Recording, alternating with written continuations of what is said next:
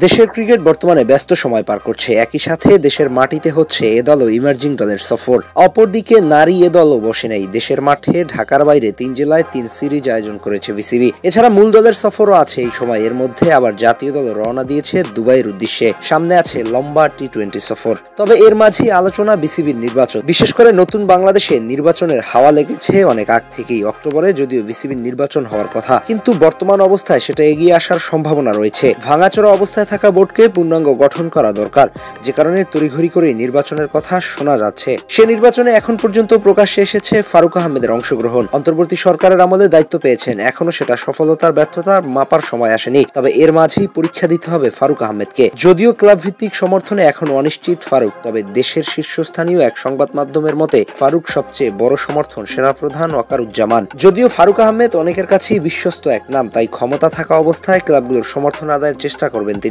ফারুককে বড় টেক্কা দিতে পারেন তামিম ইকবাল। কিছুদিন আগে ফারুক তামিমের তর্কের কথা শোনা গিয়েছে। এছাড়া তামিম ইকবাল নির্বাচন করবেন তা অনেকটা ওপেন সিক্রেটে পরিণত হয়েছে। এর মাঝে ঢাকা প্রিমিয়ার লিগে ক্লাব পরিচালনা করেছেন তামিম ইকবাল।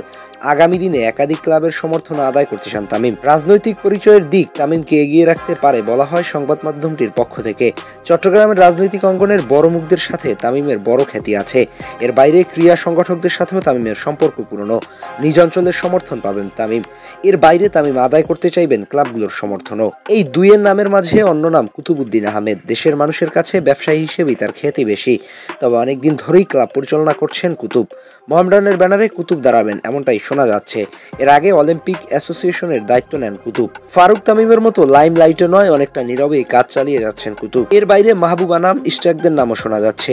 তবে তামিম ফারুকের সাথে কুতুবের ত্রিমুখী লড়াইয়ের সম্ভাবনা অধিক। এবার দেখা যাক ভোটের ব্যালট ও প্রার্থিতা কার কোন দিকে যায়।